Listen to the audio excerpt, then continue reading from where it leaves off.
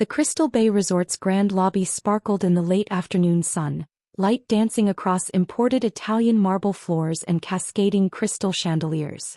Floor-to-ceiling windows framed breathtaking views of the private beach, where palm trees swayed lazily in the ocean breeze. The air was perfumed with orchids arranged artfully in hand-painted Chinese vases worth more than most cars.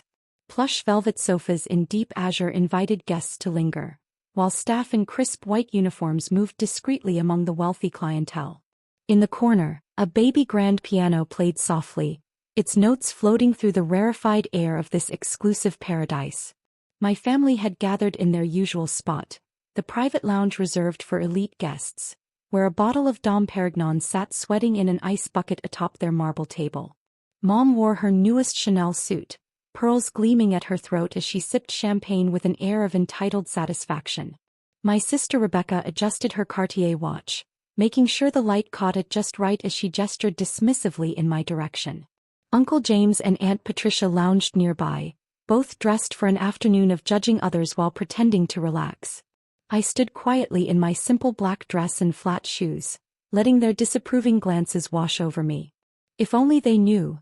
Every sofa they leaned on, every bottle they ordered, every luxurious detail they flaunted had been chosen by me during the resort's recent $40 million renovation.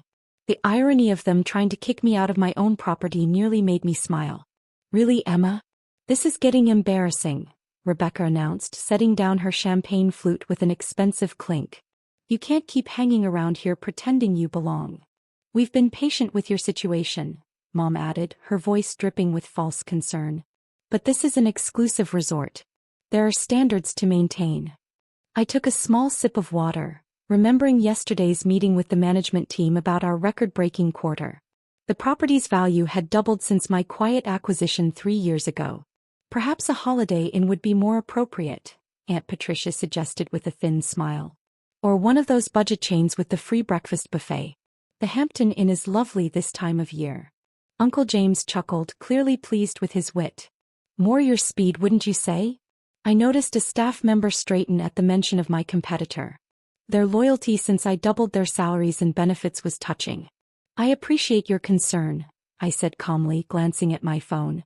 A text from my property manager had just arrived. The new spa expansion plans needed my approval. "Concern?" Rebecca scoffed. "It's embarrassment.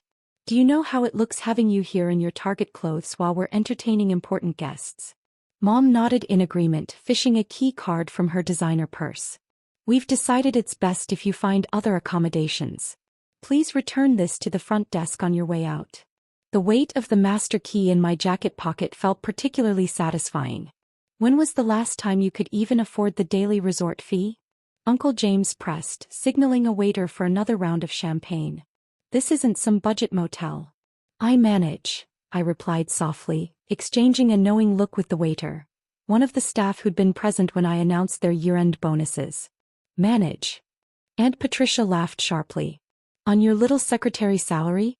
Don't be ridiculous. This suite costs more per night than you make in a week." Rebecca leaned forward, her diamond bracelet catching the light. "Face reality, Emma. You're not in our league anymore. These rooms start at $2,000 a night. The annual membership fees alone would bankrupt you." Another message buzzed on my phone. Confirmation of our celebrity guest's arrival next week. The presidential suite renovations still needed my final approval. "The truth is," Mom said firmly, sliding the key card further away, "you're making everyone uncomfortable. The other guests notice your situation. It reflects poorly on the family." "Perhaps the Motel 6 by the highway," Uncle James added with a smirk. "I hear they leave the light on for you." The family erupted in laughter. Staff members glanced our way, their faces carefully neutral, but their body language protective. "I should check on my arrangements," I said quietly, standing as I spotted the resort manager striding toward us with a concerned expression. Another alert pinged. The property value had just increased another 10% with the announcement of the golf course acquisition. "Yes, do that," Rebecca waved dismissively. "And don't come back until you can afford to belong here. We have a reputation to maintain." I gathered my simple handbag, which contained the property deed and the latest financial reports showing record profits under my ownership. "I'll handle the checkout process," I said calmly. See that you do, Mom replied. We can't have you embarrassing us at this level of establishment. I've already informed the front desk to decline any future bookings, Aunt Patricia added smugly. This resort has standards. Before I could answer, Marcus, my general manager, arrived, tablet in hand, 2 members of security discreetly flanking him. Ms. Williams, he called loud enough for the entire lounge to hear, we have an urgent situation requiring the owner's immediate attention. The family's laughter died abruptly. Mom's champagne glass froze halfway to her lips. Rebecca's manicured hand gripped the table. Uncle James straightened his tie while Aunt Patricia's eyes darted between Marcus and me. There must be some mistake, Mom said smoothly. Emma is our less fortunate family member. She was just leaving. The owner. Rebecca laughed, though her voice wavered. She can barely afford the parking fees. Perhaps you're looking for someone else. Marcus glanced at me for permission. I nodded. Ms. Williams, your acquisition of Crystal Bay Resort for $58.7 million 3 years ago has proven quite profitable, he said, displaying reports. The property value has increased 127% under your ownership. Mom's face went pale. That's impossible. Emma works as a secretary. Actually, I said quietly, accepting the tablet, I'm the owner of Williams Property Holdings. Crystal Bay is one of our flagship properties. That's absurd. Uncle James sputtered, until Marcus produced the property deed with my signature.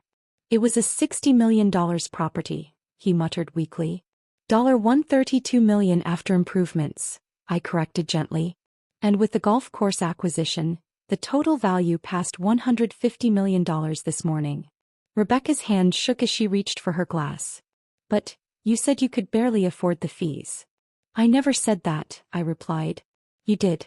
I simply didn't correct you. Marcus tapped his screen. Ms. Williams also owns the Heritage Hotel Group, which includes the downtown Marriott, where your law firm leases office space, Mr. James. Uncle James choked on his drink. You're my landlord? And the Madison Avenue building housing your medical practice, Aunt Patricia, I added.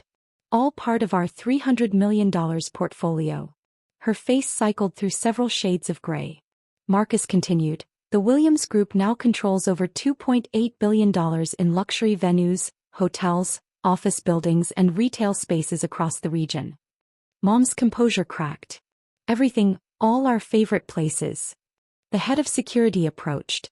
Ms. Williams, shall we implement the access changes you requested? Rebecca's face crumpled. The wedding venue, the hotel blocks, everything we booked. And your current accommodations, Marcus added. The presidential suite you're occupying, Mrs. Wilson, is Ms. Williams' private residence floor. Mom whispered, horror dawning, we've been staying in your rooms? The entire top floor is my private property, I confirmed. I've been allowing family use as a courtesy. The resort's legal team approached with documents. Ms. Williams, regarding the family membership access protocols you wanted revised. Uncle James grabbed his wallet, pulling out credit cards. Now, Emma, let's be reasonable about this.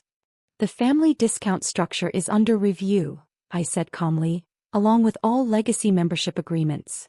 Review. Aunt Patricia's voice cracked. But my practice's lease. All family-related contracts, bookings and membership privileges are being reassessed, Marcus explained professionally. Ms. Williams has final authority over property access and rates. Rebecca's wedding planner hurried over, pale. Ms. Williams, about the venue contract. My sister burst into tears, mascara streaking her cheeks. They'll release my wedding? All the deposits. The owner will need to review all family bookings, Marcus stated firmly. Given recent behavioral concerns. Mom reached for my arm desperately. Darling, we had no idea, all this time. Ms. Williams, the property management team called out. The full portfolio report is ready for your review. Would you like us to begin implementing the new family usage policies immediately? I checked my watch, letting the weight of their situation settle.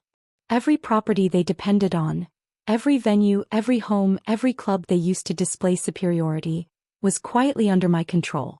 Schedule a meeting for tomorrow, I said evenly. We'll discuss new terms for family property access. The color drained from their faces as they realized their comfortable lives rested in the very hands they had called too poor to belong. "The staff will help you check out," I added softly. "We'll discuss future accommodations tomorrow." The next morning I sat in my private conference room overlooking the ocean, reviewing property reports while my family fidgeted nervously in their seats. The sleek boardroom table cost more than their annual country club dues. Not that they'd be enjoying member rates anymore. "As owner of Williams Property Holdings," I began, "I need to address concerning tenant behavior." The irony wasn't lost on me. Yesterday they dismissed me as irrelevant. Today they were tenants awaiting judgment. Every aspect of their world, homes, offices, clubs, venues, depended on my signature. "Of course, Ms. Williams," Mom stammered, her imperious tone replaced by something approaching respect. "We deeply regret any misunderstandings." I pulled up their files on my tablet. 3 luxury condos, 5 commercial leases, 12 club memberships, 26 venue contracts. All contingent on my approval. "Mom," I addressed her directly, "regarding your penthouse lease. Yesterday you mocked my ability to afford accommodations. Yet I've been subsidizing your rent at 60% below market." She paled. "Darling, I was just concerned. I didn't realize. Current market rate is $12,000 per month. You've been paying $4,800.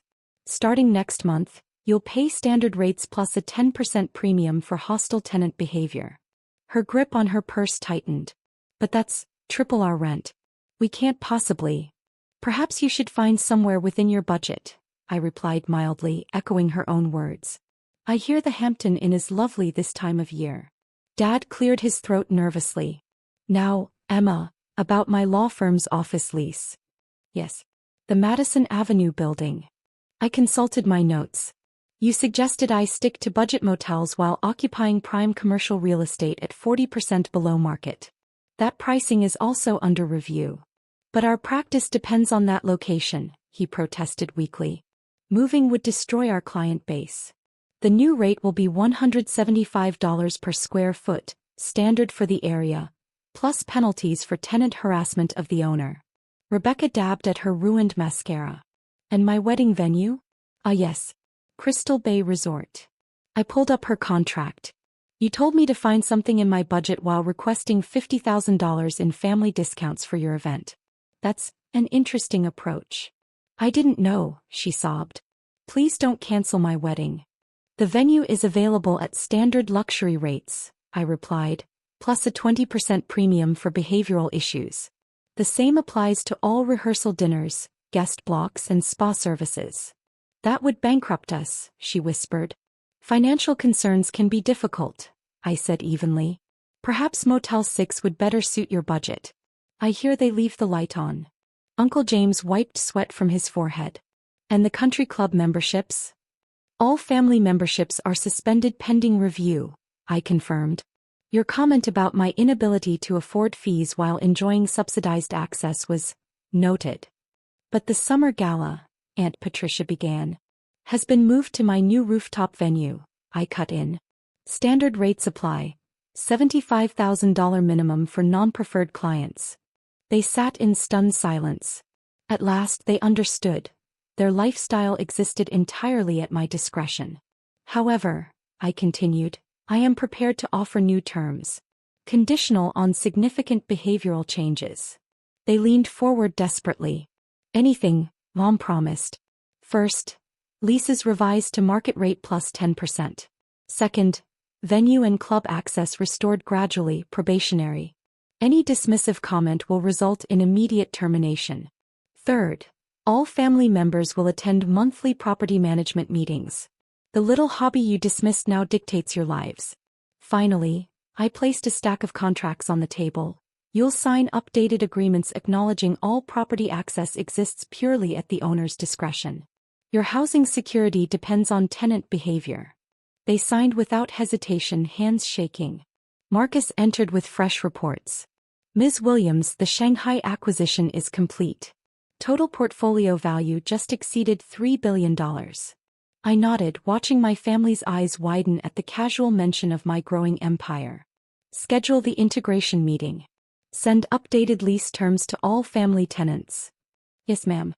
Also, the New York Times requests an interview about you becoming the youngest female billionaire in luxury property. Mom clutched her purse tighter, realizing how deeply she had misjudged me. One last thing, I said, rising to end the meeting. I expect full attendance at next month's property review. We'll discuss the true cost of dismissing people as too poor to belong in your world. They filed out quietly, arrogance replaced by tenant humility. Through the window I watched them cross the lobby they had once tried to ban me from. My phone buzzed. Another acquisition alert. The retail complex housing their favorite boutiques was now under contract.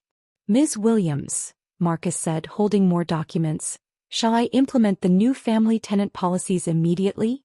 Yes, I confirmed, watching their cars pull away from my resort. It's time they learned the true value of respect.